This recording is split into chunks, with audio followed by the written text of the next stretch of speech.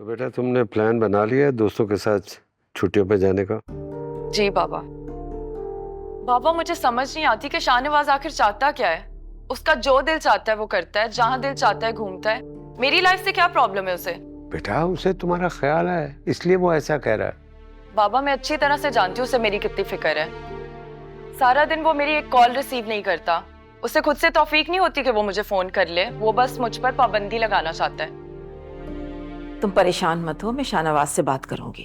मामा आपको उससे बात करने की कोई जरूरत नहीं है। जब बाबा और आपने मुझे हर चीज की परमिशन दी है तो वो कौन होता है मुझ पर रोक टोक करने वाला? अच्छा ठीक है, अपना मूड तो खराब मत करो। मैं समन से बात करूंगी कि वो शाहनवाज को समझाए। मेरी ही गलती है, मुझे उसे पूछना ही नहीं चाहिए था। बेटा तुम ऐसा करो, तुम अपनी फ्लाइट कैंसिल कर दो। देखो बेटा मैं समन को समझाता हूँ, उससे बात करता हूँ कि वो शाहनवाज को समझाए कि चंद दिनों के लिए वो तुम्हारे साथ छुट्टियों पर चला जाए।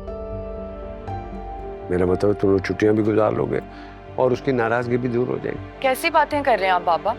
शाम को मेरी फ्लाइट है, मेरी फ्रेंड्स मेरा वेट कर रही हैं। मैं अपनी फ्लाइट कैंसिल नहीं करूंगी, चाहे शाहनवाज को बुरा लगे या आपकी बहन को। बेटा ऐसे राफे, मेहरू को तुम्हारे साथ ऐसे नहीं करना चाहिए था भाई। क्या तुमने कॉल नहीं उठाई तो उसने शाहनवाज शाह को बुला लिया। क्या मतलब उसने शाहनवाज को खुद बुलाया था? जाहिर सी बात है राफे, वरना वो वहां कैसे आता? अब उसको थोड़ी ख्वाब आया था कि ताई अम्मी की तबीयत खराब हो गई है। नहीं, ऐसा नहीं हो सकता। मेहरू क्यों शाहनवाज को कॉल करके बुलाएगी? वैसे भी मुमानी तो बता रही थी कि वो वहां किसी की तीमारदारी के लिए आया हुआ था और इनसे इत्तफाकन मिला। रहने दो, सारे इत्तफाकात मेहरू के साथ ही होते हैं भाई। हमारे साथ तो कभी ऐसा नहीं हुआ कि हम प्रॉब्लम में और किसी ने आके हमारी मदद की हो। पर अब तुम खुद सोचो, ताई अम्मी अपनी बेटी की हरकतों पे पर्दा नहीं डालेंगी तो और कौन डालेगा? चलो एक सेकंड के लिए मान लेते हैं कि वो वहां इत्तेफाक से आ भी गया था, तो क्या जरूरत थी उसका एहसान लेने की? भला अपने दुश्मन से कौन मदद मांगता है? पहले तो महरूज को अपना दुश्मन समझती थी, अब अचानक से क्या हुआ? ऐसे क्या देख रहे हो? मेहरू शाहनवाज शाह के कांटेक्ट में थी, ये बात तो तुम भी जानते हो। हाँ पर वो तो शानी वाले केस के हवाले से थी ना। उफ, ठीक है, तुम कहते हो तो मान लेते हैं, मुझे क्या फर्क पड़ता है। अब अगर तुम अपने दिल को तसल्ली देना चाह रहे हो तो ठीक है, लेकिन ये बात खुद को समझा लो ताकि तुम्हें बेचैनी ना हो और आगे जाके तुम्हारे लिए मुश्किलात ना पैदा हो। इसे मैं एक बात बताऊं राफे, तुमने दुश्मनी को दोस्ती में बदलते हुए देखा, लेकिन मैंने दुश्मनी को मोहब्बत में बदलते हुए देखा। सादिया की तबीयत ठीक हो जाए तो फिर देखती हूँ, पूछती हूँ उससे क्या करना है। मामा मुझे लगता है कि हमें मेहरू को थोड़ा टाइम देना चाहिए। आप ऐसा करें ना कि शादी की डेट थोड़ी आगे कर दें। राफे मैं देख रही हूँ कि मेहरू तुम्हें हर बात के लिए बहुत जल्दी कायल कर लेती है। अगर शादी की डेट तुमने उसी की पसंद से रखनी थी तो मुझे वहां भेजने की क्या जरूरत थी? तुम दोनों डिसाइड कर लेते और मुझे बता देते।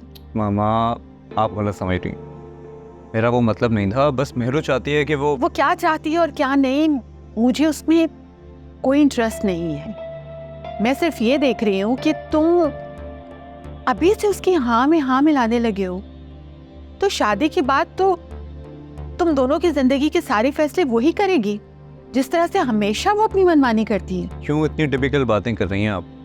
वो मुझ पर अपना फैसला थोड़ी मुसल्लत कर रही। बस उसने मुझसे अपनी प्रॉब्लम शेयर की और मैंने कहा कि मैं आपसे बात करूं। तो बेटा मैंने उसे इस घर में लाके कैद तो नहीं कर लेना था जो वो तुम्हारे सामने इतना मासूम बन रही है। राफे तुम्हें पता होना चाहिए कि मेहरू को मैं सिर्फ और सिर्फ तुम्हारी खुशी की वजह से एक्सेप्ट कर रही हूँ, वरना मुझे तुम्हारे लिए हमेशा से उरूज ही पसंद थी। मैं अगर तुम्हारी बात मान रही हूँ तो इसका ये मतलब हरगिज नहीं है कि तुम मेरे हर फैसले में अपनी मनमानी करना शुरू कर दोगे। राफे तुम्हें तो मनमानी करने की आदत ही नहीं थी, लेकिन अब ये सब कुछ तो मेहरू की वजह से कर रहे हो ना। मामा मामा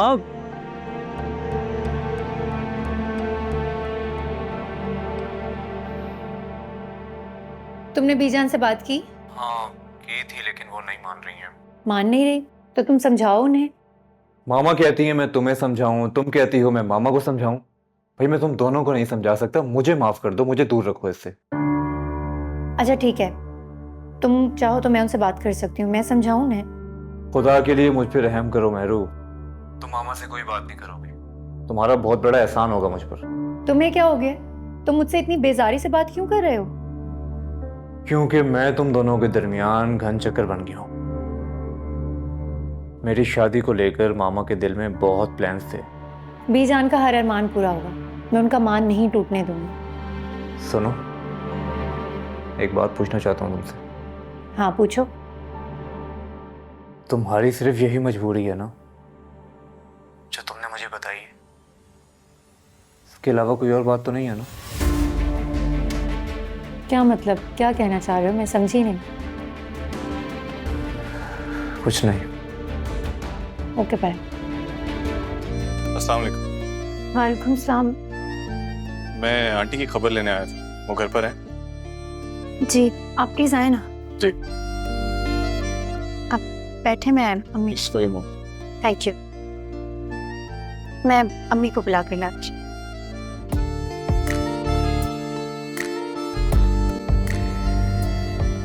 अमल को इस तरह नहीं करना चाहिए था। शाहनवाज की नाराजगी के बावजूद चली गई है वो। प्लीज सफदर, अमल अगर बेवकूफ है, बच्ची है, तो तुम लोगों को समझदारी का मुजाहिरा करना चाहिए था। अमन तुम तो जानती हो कि आजकल के बच्चे कैसे हैं, किसी की बात कहाँ सुनते हैं। मैंने अमल से बात की थी, बहुत जिद्दी है वो। जिद्दी तो फिर शाहनवाज भी बहुत है, और अगर ये दोनों इसी तरह अपनी जिद्दों पे कायम रहे तो फिर ये रिश्ता तो नहीं चल सकेगा ज्यादा दिन। तुम दोनों माँ बाप हो अमल के, उसे बताओ कि वो लड़की है।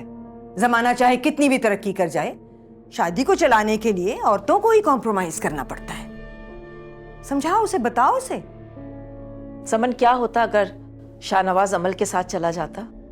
अमल ने तो बहुत पहले प्लान किया था ना इस ट्रिप का, अब एंड टाइम पे कैसे कैंसिल कर सकती थी? शाहनवाज फारिग नहीं है बिनेश, एक मसरूफ पॉलिटिशियन है। ऐसा नहीं है कि किसी ने भी कोई प्लान बनाया और वो उठ के साथ चला जाएगा।